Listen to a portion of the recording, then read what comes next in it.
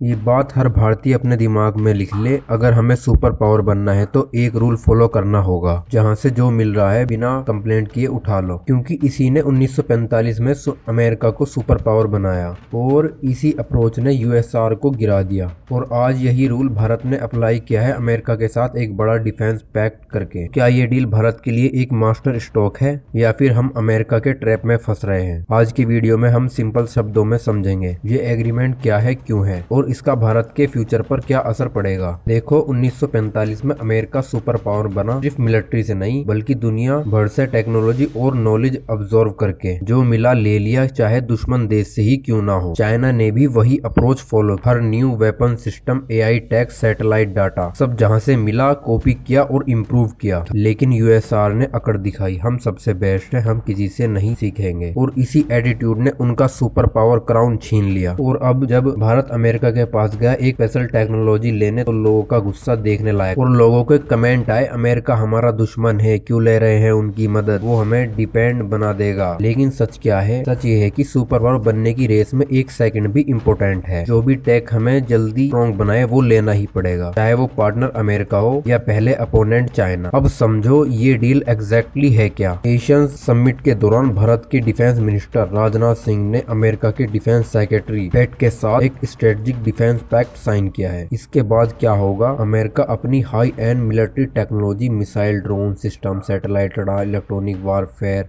सीधे भारत को ट्रांसफर कर सकता है। पहले ये सब करने के लिए अमेरिकन अप्रूवल की जरूरत पड़ती थी, फाइल डिपार्टमेंट में अटक जाती थी और कई साल लग जाते थे एक टेक्नोलॉजी लेने में। अब ये सब बाईपास हो गया। एक्सपर्ट कह रहे हैं ये पैक्ट हिस्टोरिकल इसलिए है क्योंकि पहली बार अमेरिका अपनी सुपर पावर, क्रिटिकल टेक्नोलॉजी बिना रोक टोक के इंडिया के साथ शेयर करेगा। दूसरी बड़ी बात यह है कि दोनों देशों के बीच मिलिट्री कोऑपरेशन अब भी सेम स्पीड से चल रहा है, चाहे डिप्लोमेटिक टेंशन क्यों ना हो। और हाँ, यह भी क्लियर है, जो स्टेटमेंट या पॉलिटिकल कमेंट सुनते हैं इंडिया डेड इकोनॉमी है, उनके रिलेशन से इफेक्ट नहीं हुए। ग्राउंड रियलिटी अलग है, डिफेंस टाइज फुल पावर में है। अब आते हैं सबसे गर्म मूड पर। लोगों का कहना है कि अमेरिका पर भरोसा नहीं किया जा सकता। वैलिड क्वेश्चन है, लेकिन यहाँ एक सिंपल क्वेश्चन समझो। अगर किसी से हमें टेक्नोलॉजी मिलती है जो हम खुद 10 साल में डेवलप करते और अब वही चीज 2 साल में मिल रही है, तो क्या गलत है? सुपर पावर बनना है तो एक ही रूल है, इमोशन नहीं कैलकुलेशन से काम करो। इसलिए मैं कहता हूँ ये डील भारत के लिए एक किफायती डील है, एक ऐसा मूव जो हमें और पावरफुल बनाएगा। और इस टाइम पाकिस्तान में बौखलाहट का शिकार है पाकिस्तान सरकार। आसिम मुनीर भी सोच रहा होगा कि ये डील अमेरिका के साथ ऐसे कैसे हो गई। आपका ओपिनियन अलग हो सकता है और वो जरूरी भी है। डिस्कशन ही डेमोक्रेसी का असली सीन है। तो कमेंट में लिखो, आपके हिसाब से भारत का ये डिसीजन सही है या गलत। वीडियो पसंद आई तो एक लाइक जरूर करो और ऐसे ही जियोपॉलिटिकल एक्सप्लेनेशन के लिए चैनल को सब्सक्राइब करो। मैं मिलता हूँ नेक्स्ट वीडियो में, जहां हम बात करेंगे कैसे भारत अपने डिफेंस एक्सपोर्ट से अलग 5 साल में यूरोप को